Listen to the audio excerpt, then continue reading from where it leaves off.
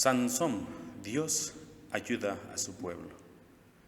No obstante las cosas que habían sucedido ya en la vida de Sansón, aquellas cosas que hasta este momento, según la narración de las Escrituras, él había hecho, Dios seguía manifestando sus misericordias, su bondad hacia el pueblo en general y también hacia él.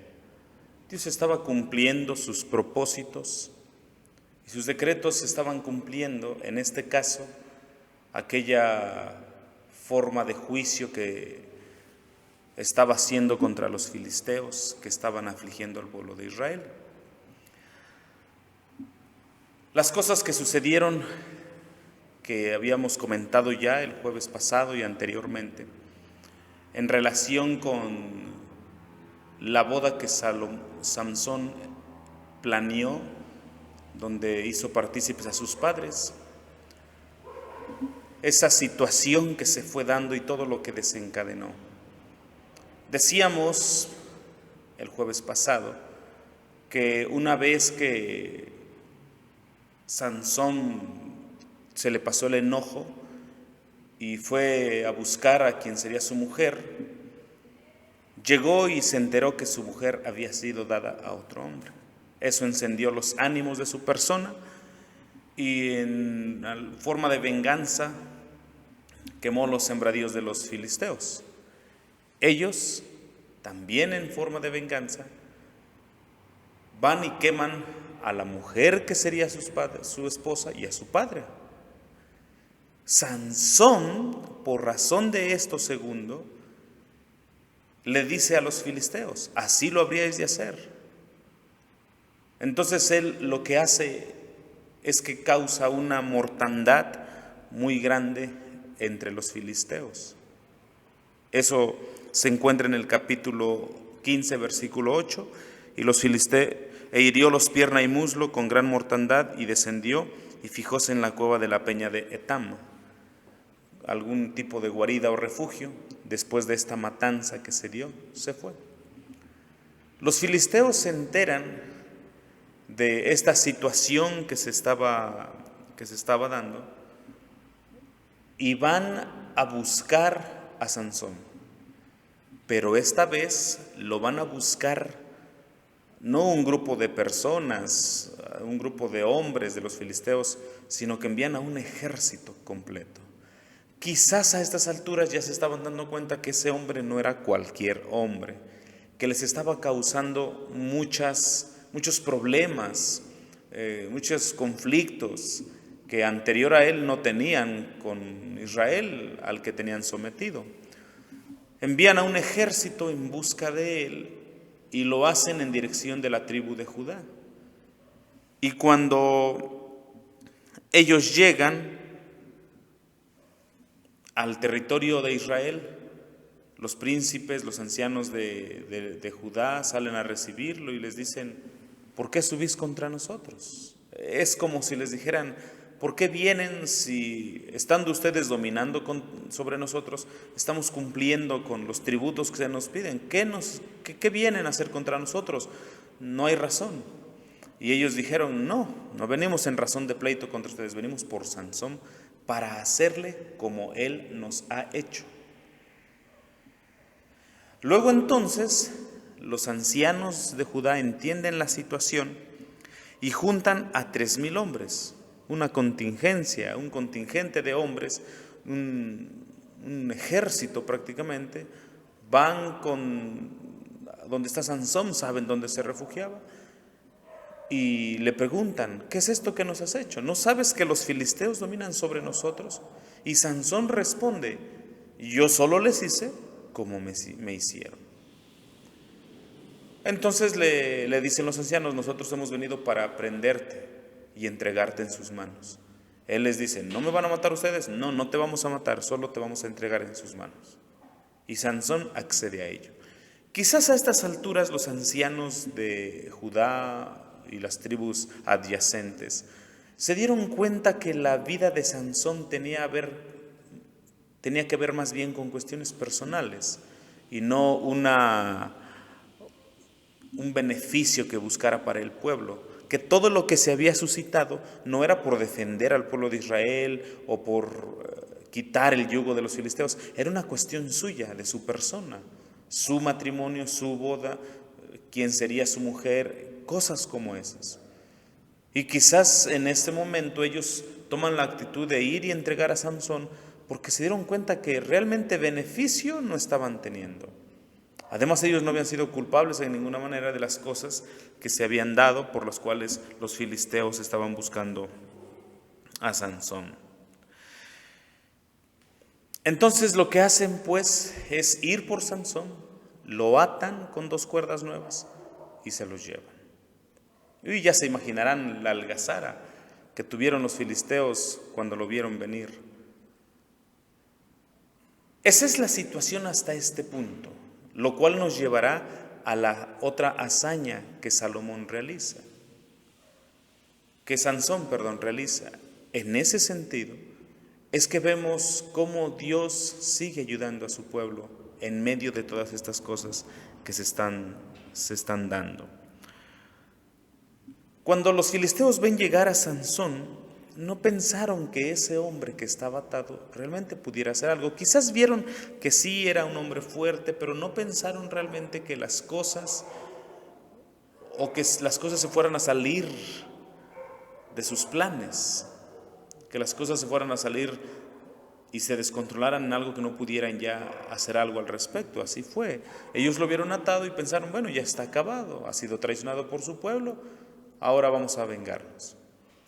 Es en este contexto, tratando de hacer una conexión con lo que estamos viendo de Sansón, lo cual hoy queremos traer alguna enseñanza para nosotros. Y lo primero que debemos notar es cómo la venganza es una cosa que cuando el hombre da lugar a ello no tiene fin y va llevando a una cosa y a otra y a otra y a otra más grande todavía. ¿Por qué decimos que es venganza? Miren, o que esta situación de los filisteos no era contra el pueblo, sino contra un hombre y un hombre contra un pueblo. Recordemos, Dios está cumpliendo o Dios está llevando a cabo su plan, aún sobre estas cosas. Hay una expresión común hasta ahorita, o por lo menos una expresión que sobresale. La expresión, voy a hacerle como así me hizo. Lo dicen los filisteos. Bueno, comenzó Sansón. Fíjense, Sansón plantea un enigma, no lo pueden resolver. Los hombres de los filisteos, por vergüenza o por coraje de no poder responderle y el tiempo que se acababa, van y presionan a su mujer. Sansón lo sabe y de ahí su coraje, ya habíamos dicho. Se va, pero ya la siembra del problema ya estaba dado, la semilla de la situación. Se va, se le baja su coraje y regresa, va por su mujer. Va donde está su mujer y resulta que ya no está, ya había sido de otro hombre. Se enoja más todavía, va y lo que hace Sansón es en venganza. Porque aunque la Biblia no lo dice, hay ciertas cosas que podemos conjeturar. Sansón se va, los filisteos se dieron cuenta que con Sansón no era juego. Muy probablemente quisieron cortar toda relación con Sansón y le dijeron al padre que entregara a su hija a otro hombre. Y así lo hicieron. Viene Sansón, se entera de esto y desata su ira contra los filisteos. Eso ya es el primer acto de venganza. No tan grave, podríamos decir, aunque en realidad sí lo es, quemar los sembradíos.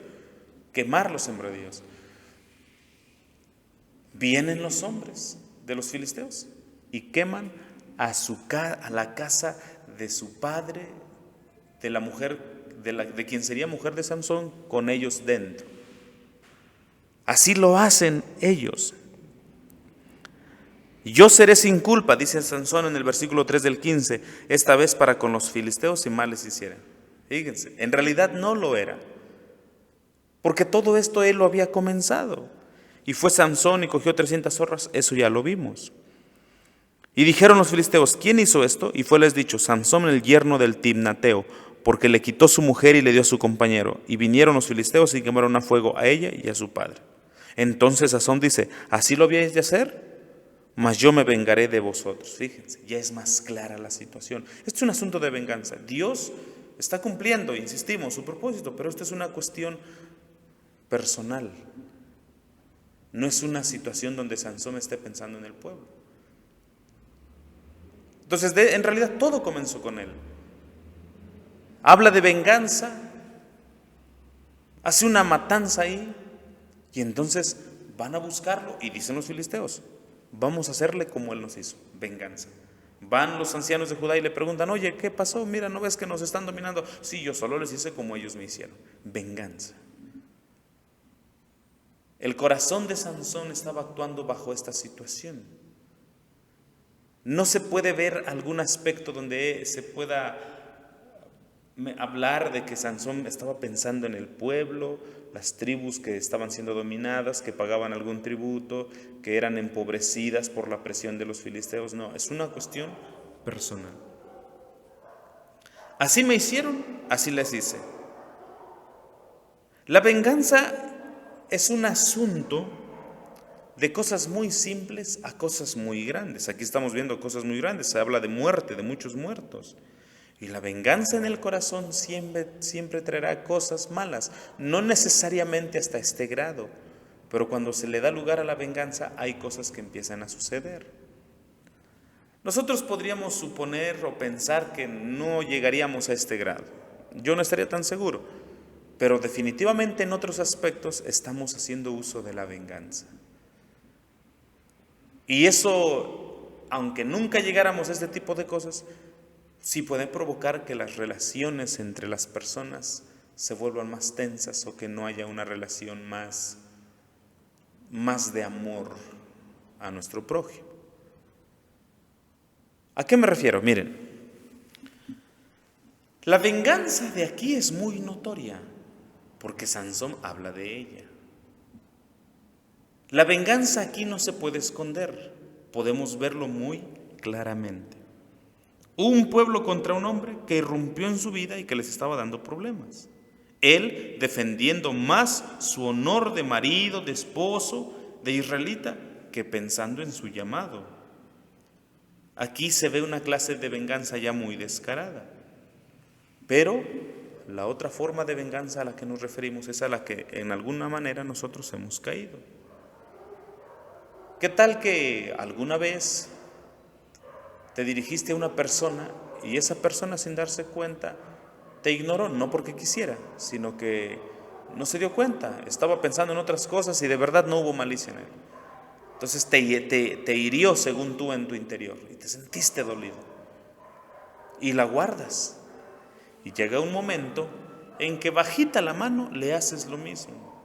Cuando te habla, como que te haces que no lo escuches. Eso es venganza. Y ya como después de 3, 4 veces, hola, ¿qué pasó? Te estás vengando.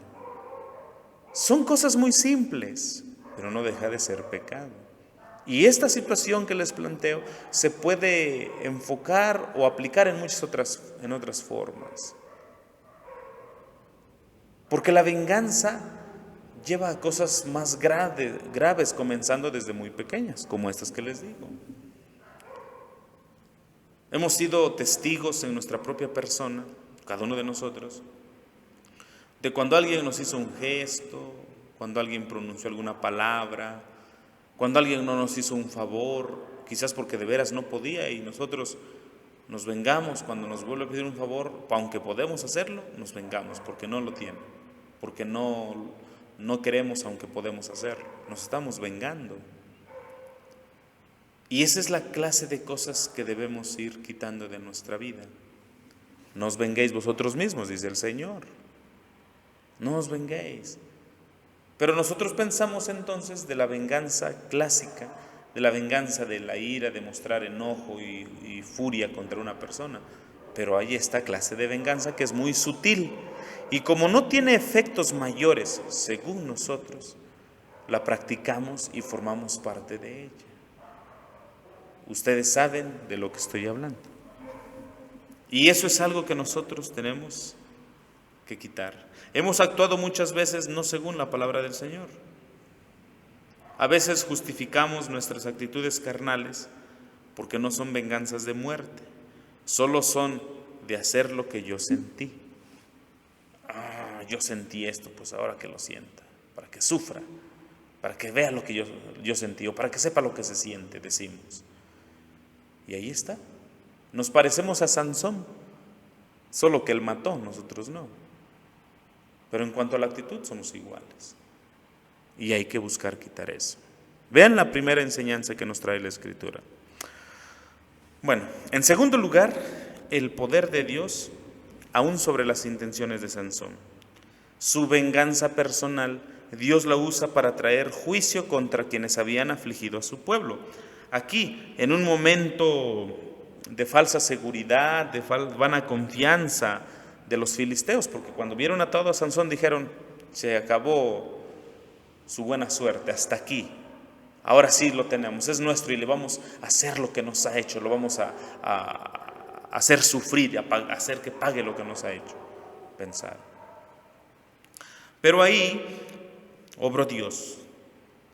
Los filisteos, si bien pensaban que era un hombre fuerte, lo tomaban quizás más bien como algo fortuito y que tenía límites, pero no contaban que lo que él hacía no era por sí mismo, sino que era en el poder de Dios, que él como hombre cualquiera por sí no podría matar ni a uno quizás, pero que en el Espíritu de Dios la fuerza estaba en él. No podemos pensar que Sansón estuviera pensando lo bueno, diría él, que en algún momento el poder vendrá sobre mí y entonces así iba a ocurrir. Quiero decir que cuando fueron por él a la cueva, él haya pensado, bueno, me voy a dejar atar, voy a ir a donde están ellos y en algún momento Dios, voy a tener fuerza o Dios va a obrar en mí y ahí me aprovecho. Muy probablemente él, si tuvo un pensamiento, era de que Dios lo ayudara, pero no planeándolo de esta forma, me voy a dejar atar y cosas así. Eso es algo que debemos meditar. Su peligro era real. El ser llevado preso le supondría la muerte si no fuera por Dios mismo. Ahora, el Señor nos dice que el Padre dará el Espíritu Santo a los que lo piden. Eso lo dijo el Señor Jesús. ¿Y mi Padre no dará el Espíritu Santo a los que lo piden? Sansón difícilmente oraba a Dios como David, no quites de mí tu Santo Espíritu. Pero vino para que la palabra de Dios contra los filisteos se cumpliesen, porque dice la Escritura en el versículo 14, y el Espíritu de Jehová cayó sobre él, y las cuerdas que estaban en sus brazos se tornaron. Es evidente que él sentía la influencia de ese poder y rompió las cuerdas como nada, como cuando el lino siente el fuego. Entonces, en aquel momento el Espíritu desciende en él, las cuerdas se rompen, imposibles de romper para cualquier otro hombre, no para él que estaba en la virtud del Espíritu Santo, y sin arma más que una quijada de asno fresca que encontró allí, le fue suficiente para matar en aquel momento a 1000 hombres. 1000 hombres, que seguramente iban llenos de ira contra Sansón, pero no pudieron contra su poder. No. Bien dijo David, la ira del hombre te acarreará alabanzas. Estos hombres iban con ganas de dañar a Sansón. Y muy probablemente en un principio pensaron, ¿qué puede hacer este hombre con una quijada? Pero por el poder del Espíritu mató a 1000 filisteos, 1000 filisteos. En una batalla que habrá sido de admiración para los que lo rodeaban. Probablemente había ahí todavía varios israelitas que vieron cómo él hizo esta matanza, cómo hizo este juicio sobre ellos. 1000 hombres. Y no fueron más, muy probablemente porque huyeron de aquel lugar mirando la fuerza que obraba en él o mirando tal hazaña. ¿Qué no puede hacer el Señor? ¿Qué no puede hacer? Nada. se le dificulta a Él. Todo lo puede hacer. El hombre está atado, fue entregado por su pueblo, que busca tener por lo menos algún tipo de tranquilidad mientras están siendo sometidos por los filisteos. De otra manera, si les hacen guerra, todo estaría perdido. Pero ahí donde hay el Espíritu de Dios, allí hay libertad. Y creo que eso es precisamente lo que el Señor nos quiere mostrar. En el poder del Espíritu hay libertad. Quizás es porque no lo tenemos, por lo cual no hemos sido libres de muchas cosas. Él nos ha librado de la condenación de la muerte, pero aún necesitamos ser libres de ciertos pecados que nos aterran o nos tienen presos de alguna manera. Aquí vimos la obra de Dios, la obra del Espíritu de Dios en este hombre. Ahora, este suceso no es para que miremos a Sansón como el personaje central y admiremos y digamos, Sansón, qué hombre tan valiente, qué hombre tan fuerte, qué hombre tan fortachón, tan decidido, tan determinante, tan valiente que... No. Esta escena es para que glorifiquemos el nombre de Dios. Es como alguno ha dicho con respecto al libro de los Hechos, que se le llama Hechos de los Apóstoles, cuando debería de ser llamado, dijo alguien, Hechos del Espíritu Santo, porque es clara la evidencia de que quien obra ahí es el Espíritu de Dios, y todo es el Espíritu de Dios. Aquí algo semejante se puede decir, no es Sansón quien debe de relucir o brillar. Aquí el tema se debe de centrar en torno a aquel que le dio el poder para hacer esta grande hazaña. El que sobresale es Dios, su Espíritu Santo. No es para que veamos qué pueden hacer los hombres, sino qué puede hacer Dios en momentos cuando ya no hay salida ante las situaciones. Aquí la gloria no se la lleva Sansón por matar 1000 hombres con una quijada. Aquí la gloria es de Dios, que condesciende en un hombre que había violado ya su consagración. ¿La razón? Lo de cada día. Nuevas son cada mañana, hablando de su misericordia.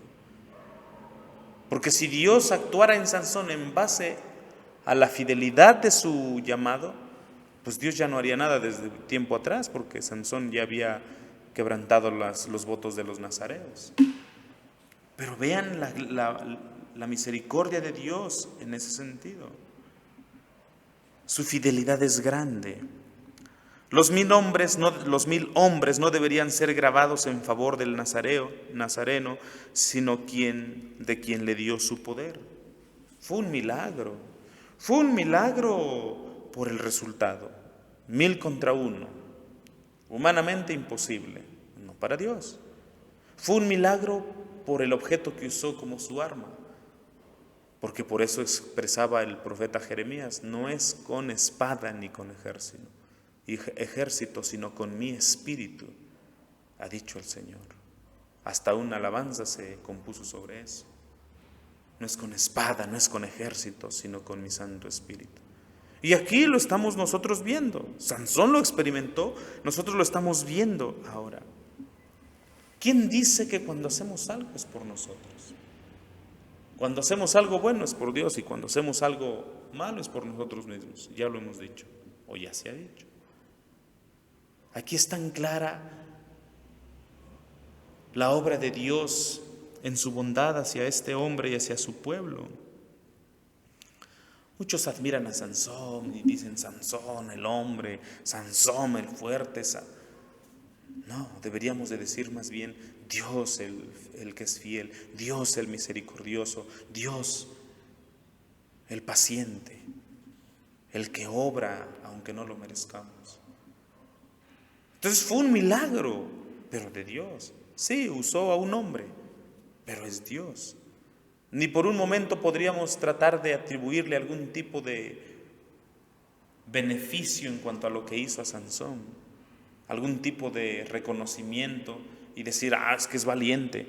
O sea, sí, Dios lo usó, pero él era valiente. Pues podríamos considerar eso. Pero su valentía de nada le serviría si peleara contra todo este número de hombres por sí mismo. Y la verdad es que considerando nuestra vida, hay cosas que simplemente no podemos. O mejor dicho, no podemos nada sin el Señor, porque sin mí nada podéis hacer. Todo es de Él, para Él, en Él. Y si hemos de vencer el pecado en cualquiera de sus formas en nuestra vida, tendrá que ser en Él. Si hemos de servir al Señor y cumplir nuestro llamado, va a ser en Él. Si hemos de hacer ciertas cosas en favor del Evangelio, será en Él, será por Él. Es Él quien tiene que obrar en nosotros. Si Dios no hiciera esto, ¿qué sería de su pueblo?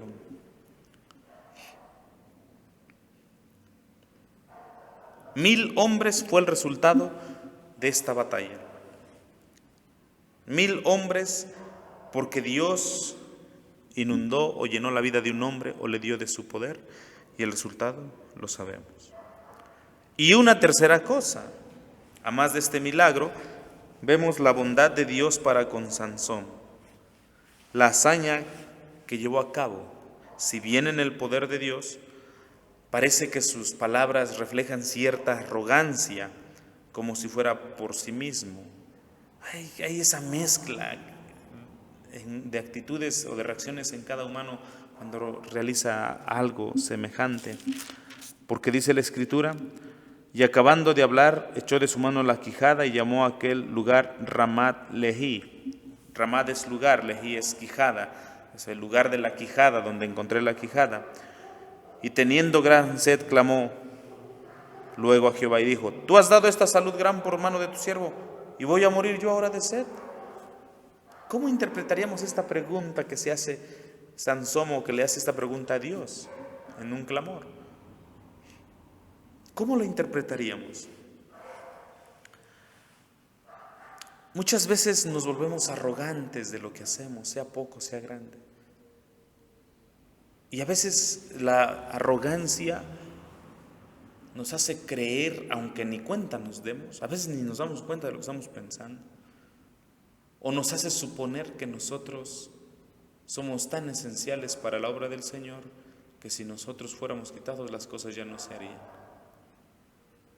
Eso es absurdo, es pecado muy grave delante de Dios pensar de esa manera. En el caso de Sansón, quien manifiesta esta actitud, debería de reconocer que lo que hizo fue exclusivamente en el Señor, y que si Él le había dado poder para matar a 1000 hombres, ¿qué cosa o qué otra cosa no haría? Sansón también parece reflejar aquí algún tipo como de autocompasión. Ya hice esto y ahora ya me voy a morir. ¿Ahora me vas a dejar morir, Señor, después de que acabo de hacer esto? Bien podría decirle al Señor, lo que hiciste fue por mí, no por ti. Y bien podría yo dejarte morir y levantar a otro mejor que tú, como le dijo Dios a Saúl algún día. Sansón terminó exhausto, con mucha sed. Pide a Dios que no le deje morir, o pregunta si ha de morir después de lo que hizo. Señor, mira lo que hice. Tu pueblo me necesita, Señor. Mira qué gran salud traje. Ahora los filisteos van a tener miedo de venir. ¿Vas a dejar que muera, Señor? Si yo muero, ¿quién va a defender a este pueblo? Vean hasta dónde puede llegar el pensamiento. Después de una gran victoria personal, su actitud pronto decayó, parece, hasta la autocompasión. Hasta la autocompasión hacia sí mismo, hacia su propia persona, hacia su ser mismo. Y no somos exentos nosotros, o no estamos exentos de caer en semejantes actitudes, acciones y palabras que pudieran hacernos mirar a nosotros mismos. Bien escribió alguien que durante estos momentos, cuando un hombre logra algo grande, ahí es su momento más débil, ahí es el peligro más latente, porque estamos expuestos a reaccionar de formas que ofendan al Señor. Cuando un hombre logra hacer algo, lo mejor es que esté en la tierra, en el suelo, ahí debe de estar, porque si no, su corazón corre el riesgo de desviarse del camino de justicia.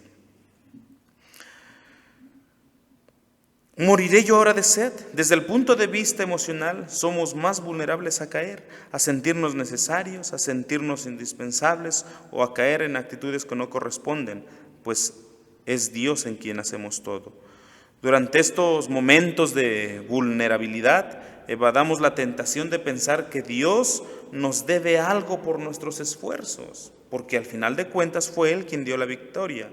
Debemos centrar nuestro pensamiento en actitudes, acciones y palabras agradables delante de Dios.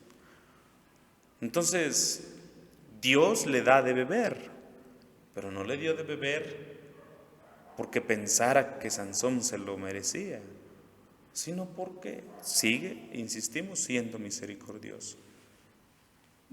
Señor, tengo sed, voy a morirme ahora. Dios poderosamente, dice la Escritura, rompió una muela o hizo una hendidura en alguna peña de ahí y salieron aguas y Sansón tomó y recobró su ánimo. Y fue así que Sansón hizo esto en bien del pueblo, aunque su motivación fue personal, porque Dios era el que al final de cuentas lo hizo. Dios le concede esta victoria, Dios pensando en su pueblo, no en Sansón. Dios pensando en las promesas hacia el pueblo, no en Sansón, porque era un pueblo, no un hombre. Entonces quebró Dios una muela que estaba en la quijada, y salieron de allí aguas, y bebió y recobró su espíritu y reanimóse. Por tanto llamó su nombre de aquel lugar En Jacor, el cual está en Lehi, o sea, el lugar de la quijada hasta hoy. Ese lugar habrá servido de recordatorio sobre lo que Dios puede hacer. O como ya en tiempos de Samuel, cuando persiguieron a los filisteos en una ocasión, tomaron unas piedras y las pusieron y dijeron Ebenezer, piedra de ayuda, dijeron porque hasta aquí nos ayudó Jehová. Y este sería un recordatorio para él mismo. Desgraciadamente las cosas siguieron de mal en peor, como hemos de seguir viendo, pero por lo menos el Señor dejó mostrado que no es cuestión suya, sino del hombre. Y que de lo nuestro solamente es el rebelarnos y el pecar contra Dios. Pero Él sigue mostrándose bondadoso y misericordioso. Y por último, el pasaje de este capítulo 15 cierra diciendo: y juzgó a Israel en días de los filisteos 20 años. Es muy curioso que se inserte esta expresión aquí cuando todavía hay cosas que se están narrando de él. Por lo regular se daba esta expresión cuando ya el juez había muerto. Quizás fue porque el pueblo o los varones de Judá vieron todo lo que había hecho y pensaron que él podría ser el que pudiera dirigirlos contra los filisteos en las batallas próximas, o el que podría liberarlos del yugo de los filisteos. Y viendo el poder que se mostró en él, le ofrecieron, dice un comentarista, la judicatura del pueblo de Israel en esa parte. Puede ser, muy probablemente sí, de que vieron cómo el hombre actuaba y pues dijeron, no, pues este es el que nos va a sacar de toda esta situación. Y la verdad es que la gente a menudo así actúa. A menudo así actúa. En la parábola de Jotam, cuando los árboles fueron a buscar rey, fueron a la higuera, a la vid, y bueno, van a buscar lo bueno, quien tiene virtudes. Aunque Sansón, ellos, si se lo ofrecieron a Sansón, no fue en razón de sus virtudes morales, sino su fuerza físicamente, aunque quizás también ellos no se dieron cuenta que todo eso era de Dios. Después de todo, el pueblo había vivido mucho tiempo en idolatría, no conocían al Señor, sus conclusiones serían muy humanas y no pensaron que era Dios el que había obrado todas estas cosas. Hermanos, 3 cosas pues que el Señor nos enseña en esta tarde para nuestra vida. Olvidémonos de las venganzas, de las más sutiles y pequeñas que que a veces los demás ni conocen de nosotros. Confiemos en el Señor. Cuando ya no hay salidas, el Señor siempre obra aún. Aunque el mundo nos tiene atados, aunque los problemas parecen atarnos con cuerdas nuevas y como que ya no hay salida, ya todo está perdido, el Espíritu nos muestra que la obra es del Señor y que Él puede mostrar una salida en el momento, aunque nosotros no lo veíamos, o crear una salida como lo hizo aquí con Sansón. No pensemos que nuestra vida es necesaria para Dios. Él puede usarnos si Él quiere. Lo mejor que podemos hacer es aceptar su ofrecimiento de servirle con gozo y alegría, en mucha humildad. Y quiere el Señor, en verdad, que hasta aquí la vida de Sansón sirva a cada uno de nosotros en lo que hacemos para Dios mientras peregrinamos en esta tierra. Que Dios les bendiga. Amén.